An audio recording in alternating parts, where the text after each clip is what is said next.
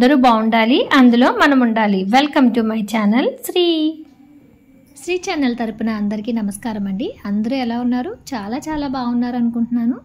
ఈరోజు వీడియో అయితే ఏలూరు జిల్లా జంగారెడ్డిగూడెంలో వేయించేసి ఉన్న శ్రీ గోకుల పారిజాతగిరి వెంకటేశ్వర స్వామి వారికి సంబంధించిన విశేషాలన్నీ ఈ వీడియోలో. జంగారెడ్డిగూడెం వెళ్ళిన తర్వాత మనకి రోడ్డుకు ఆనుకొని ఇలా ఒక ఆర్చి కనిపిస్తుందండి. ముందుగా రథాలతో శ్రీకృష్ణుడు వాడున్నట్టు పైన ఆర్చి అది కూడా చాలా అందంగా కనిపిస్తుంది. ఈ దారిలో మనం వెళ్ళినట్లయితే స్వామివారి సన్నిధికి చేరుకోవచ్చు. కింద కూడా ఒక పార్క్లా ఉంటుందండి. ఆ పార్క్లో కూడా వివిధ రకాలైన దేవతామూర్తుల్ని, శ్రీకృష్ణుని లీలలు అవన్నీ కూడా ఉంటాయన్నమాట. పారిజాతగిరి వెళ్ళాలంటే మనం తిరుపతిలో 7 కొండలలాగే ఇక్కడ కూడా 7 కొండలపై స్వామివారు వేయించేశారు కాబట్టి ఇలా పైకి ఎక్కడానికి రోడ్డు మార్గం కూడా ఉందండి. అలాగే మనకి ఇలాగా మధ్యలో ఆంజనేయ స్వామి వారు కూడా దర్శనమిస్తారు.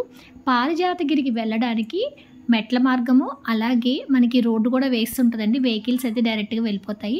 ఇప్పుడు అటువైపు అయితే మీకు చూసినట్లయితే మెట్ల దారి కనిపిస్తుంది కదా, ఇటువైపుగా కాలినడకన వెళ్ళేవారు పైకి మెట్ల గుండా వెళ్ళొచ్చు.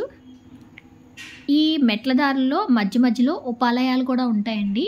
వెహికల్స్ వెళ్ళడానికి కూడా రోడ్డు చాలా బాగా వేశారు. డైరెక్ట్గా టెంపుల్ వరకు అయితే మనకి వెహికల్ వెళ్ళిపోతుంది. జంగారెడ్డిగూడెంలో వేయించేసి ఉన్న ఈ గుడి అంతా కూడా అండి ప్రకృతితో చాలా రమ్యంగా కనిపిస్తుంది అనమాట. వెళ్ళే దారంతా కూడా మొక్కలతో అది పచ్చదనంతో నిండిపోతుంది. ప్రశాంతమైన వాతావరణంలో తిరుమలలో స్వామివారు ఎలాగైతే 7 కొండల్లో ఉన్నారో అలాగే 7 కొండల పైన ఈ పారిజాతగిరి వెంకటేశ్వర స్వామి కూడా వేయించేసి ఉన్నారు. తిరుమలలో జరిగే ప్రతి ఉత్సవం కూడా ఇక్కడ నిర్వహిస్తూ ఉంటారండి. స్వామివారు భక్తులకి కొంగు బంగారమై పారిజాతగిరిపై వరాలను ప్రసాదించే దేవుడుగా వెలిశారని చెప్పి భక్తులు నమ్ముతూ ఉంటారు. ఈ గుడికి వెళ్ళినప్పుడు మన మనసులో కలిగే అనుభవం అంతా ఇంత కాదనమాట. మనసు అయితే పులకరిస్తుంది గుడిని చూడగానే. ఇక్కడ కైంకర్యాలు కూడా మనకి తిరుమలలో ఎలా జరుగుతాయి సేమ్ అలాగే జరుగుతాయండి. గుడంతా కూడా చాలా బాగుంటుంది. పైగా కొండ మీద ఉంటుందేమో, అక్కడికి వెళ్ళగానే ఆ గాలి అంతా వెదర్ అది కూడా చాలా బాగుంటుంది. పైనుంచి కనుక మనం చూస్తే కింద ఊరంతా కనిపిస్తూ ఉంటుంది అనమాట అండి. కొండ ప్రాంతాల్లో వాతావరణం కూడా ఆ చల్లగాలి ఆ ప్రశాంతత కూడా చాలా బాగుంటుంది. మనకి గుడిలోకి అడుగు పెట్టగానే ఎంతో మధురానుభూతి కలుగుతుందన్నమాట. ఇంతకీ ఇక్కడ స్వామివారు ఎలా వెలిసారంటేనండి, స్థల పురాణం తెలుసుకునే ముందుగా మన ఛానల్ చూడడం ఫస్ట్ టైం అయితే తప్పకుండా సబ్స్క్రైబ్ చేసుకోండి. వీడియోని లైక్ చేసి షేర్ చేయండి. ఎలా ఉందో కామెంట్ చేయండి. స్కిప్ చేయకుండా ఎండ్ వరకు చూడండి. అలాగే బెల్ ఐకాన్ ప్రెస్ చేస్తే మన వీడియోస్ అన్నీ తప్పకుండా అయితే వస్తాయి.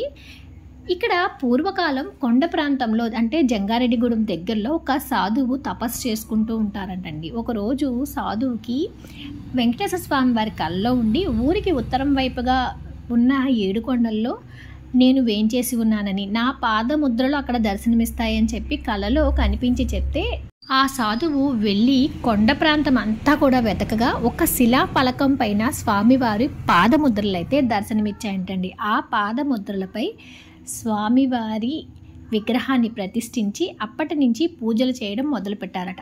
2002లో ఇక్కడ గుడి నిర్మాణం చేపట్టి ఎంతో అందంగా స్వామివారి దేవాలయాన్ని అయితే తీర్చిదిద్దారటండి. ముందుగా ఇక్కడ మనకి గోకుల కన్నయ్య అయితే దర్శనమిస్తూ ఉంటారు. అందుకని చెప్పి ఇక్కడ శ్రీ గోకుల పారిజాతగిరి అనే పేరుతో స్వామివారి ఈ గుడిని అయితే పిలవడం జరుగుతుందండి. మేమైతే ముక్కోటి ఏకాదశి రోజు వెళ్ళామేమో. గుడి అలంకరణ అంతా కూడా చాలా బాగుంది.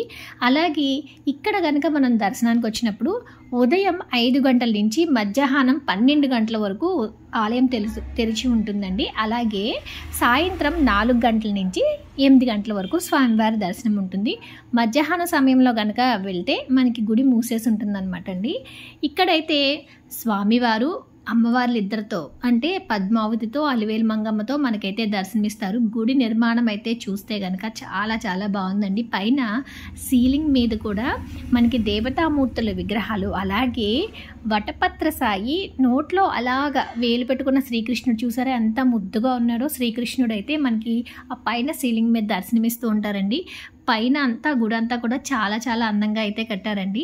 కరెక్ట్గా మేము వెళ్ళేసరికి స్వామివారికి హారతి కార్యక్రమం అయితే జరిగిందనమాట. మేము వెళ్ళేసరికి మధ్యాహ్నం 3:30 అలా అయిందండి. 4 గంటలకైతే స్వామివారి ఆలయాన్ని తెరిచి స్వామివారికి హారతి ఇచ్చి దర్శనానికి భక్తులను అయితే తీసుకెళ్లారన్నమాట అండి. ఇక్కడైతే టికెట్ ఉంటుందండి. టికెట్ తీసుకున్న వాళ్ళు లోపల స్వామివారి దగ్గరికంటే వెళ్ళి స్వామివారికి పూజ చేయించి మనకైతే హారతి ఇస్తారండి. అసలు స్వామివారి రూపం చూస్తే నిజంగా అన్నీ మర్చిపోతాం అనమాట. స్వామివారు తిరుమల వెంకటేశ్వర స్వామివారు ఎలా ఉంటారో అచ్చం అలాగేనండి.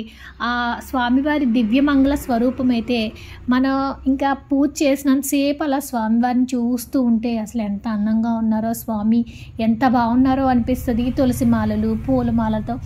అందున మేము ముక్కోటి ఏకాదశి రోజు వెళ్ళామేమోనండి. స్వామివారి రూపం చాలా బాగుంది. అలాగే అక్కడ పూజా విధానం కూడా అండి పంతులు గారు అయితే చాలా బాగా చేశారనమాట. ఇంకొక విశేషం ఏంటంటే మనం స్వామివారికి సమర్పించే కానుకలు ఏవైనా సరే హుండీలోని మాత్రం వేస్తారు. ఒకవేళ మనం పంతులు గారికి పళ్ళెంలో వేసినా కూడా అవి కూడా తీసి మళ్ళీ హుండీలోనే వేస్తారండి. ఆ పద్ధతి అయితే చాలా బాగుంది. ఇంకా ముక్కోటి ఏకాదశి కాబట్టి ఉత్తర ద్వార దర్శనం కోసం అని చెప్పి ప్రత్యేకంగా బయట స్వామివారి మూర్తుల దర్శనం ఉందండి. అసలు గరుడ వాహనంపై స్వామివారు శ్రీదేవి భూదేవి సమేతంగా వేయించేస్తున్నట్టు వివిధ రకాలైన మూర్తులతో పూలతో ఎంతో అందంగా అలంకరించారు. నిజంగా ఉత్తర ద్వార దర్శనం ముక్కోటి రోజు అలా చేసుకోవడం మాకైతే చాలా చాలా బాగా అనిపించిందండి. ఆ గుడంతా కూడా చాలా ప్రశాంతంగా పూజా విధానం అదే కూడా వెళ్తే కనుక మీరు కూడా అంటారనమాట అండి. అసలు మనం తిరుపతి వెంకటేశ్వర స్వామి వారి దగ్గరికి వెళ్ళి స్వామివారి దర్శనం కొంచెం సేపు అయినా చాలని అనుకుంటాం, కానీ ఇక్కడ వెంకటేశ్వర స్వామి మనకి అంతసేపు దర్శనం ఎంత బాగుందో అనిపిస్తుంది. వెళ్ళిన వాళ్ళైతే తప్పకుండా లోపల టికెట్ ఉంటుందండి. 50 రూపీస్ ఉంటుంది. 50 రూపీస్ మేబీ 20 నాకైతే కొంచెం గుర్తులేదు. టికెట్ ప్రైస్ కూడా పెద్ద ఎక్కువేం కాదు. ఆ టికెట్ తీసుకుని లోపలికి వెళ్ళి పూజ చేసుకుంటే చాలా బాగుంటుంది. అలాగే ఇక్కడ గోపురం పైన అద్దాల మేడనైతే ఏర్పాటు చేశారండి. ఇలా మెట్లుండి శ్రీవారి పాదాలు మనకు ముందుగా దర్శనమిస్తాయి. అలా మెట్ల మార్గం గుండా పైకి వెళ్తే ఈ అద్దాల మండపం అయితే మనకు దర్శనమిస్తుందండి. చాలా అంటే చాలా బాగుంది. వెళ్ళిన వాళ్ళు తప్పకుండా అద్దాల మండపానికి కూడా వెళ్ళండి. అక్కడి నుంచి కనుక మనం బయటకు వస్తే పైనుంచి మొత్తం వ్యూ చూడడానికైతే చాలా అందంగా కనిపిస్తుందండి. జంగారెడ్డిగూడెం వెళ్ళినప్పుడు తప్పకుండా పారిజాతగిరి వెంకటేశ్వర స్వామివారి దర్శనం చేసుకోండి. ప్రకృతి రమణీయత, స్వామివారి దివ్య కరుణ, అలాగే ఆ అద్దాల మండపం అసలు మొత్తం అంతా కూడా చూస్తే మీకు చాలా చాలా బాగుందనిపిస్తుంది. తిరుమల వెంకటేశ్వర స్వామివారి దర్శనం చేసుకోవాలంటే అన్నీ ముందుగానే ఏర్పాట్లు చేసుకోవాలండి. అలాగే చాలా సమయం వెయిట్ చేయాల్సి ఉంటుంది. అదే కనుక మనకి దగ్గరలో ఉన్న వెంకటేశ్వర స్వామి వారి దర్శనం చేసుకుంటే మనకి అదే అనుభూతి కలుగుతుందండి. నాకైతే చాలా చాలా బాగా నచ్చింది స్వామివారి దర్శనం. తప్పకుండా మీరు కూడా ఆ స్వామివారిని దర్శించుకొని ఆ అనుభవం పొందాలని చెప్పి మనస్ఫూర్తిగా కోరుకుంటున్నాను. స్వామివారి దర్శనం చేసుకుని అద్దాల మండపం అది చూసేసిన తర్వాత మేమైతే తిరుగు ప్రయాణం అయిపోయామండి. వే అంతా కూడా చాలా బాగుంటుందన్నమాట. దట్టు ఇంకోటి ఏంటంటే కింద పార్క్ కూడా కట్టారండి. అది కట్టి మేబీ 2002 కాబట్టి కట్టేసరికి కొంచెం ఓల్డ్ అయినట్టుంది. ప్రస్తుతానికైతే కొంచెం బాగలేదు, కానీ వీలుంటే ఒకసారి పార్క్ను కూడా విజిట్ చేయండి. ఈ వీడియో మీకు ఎలా అనిపించిందో కామెంట్ చేయడం అయితే మర్చిపోవద్దు. నాకు తెలిసి చాలా నచ్చిందే అనుకుంటున్నాను. వీడియోని లైక్ చేయండి, షేర్ చేయండి. ఇలాంటి మంచి మంచి వీడియోల కోసం మన ఛానల్ని సబ్స్క్రైబ్ చేసుకోండి. Thank you for watching.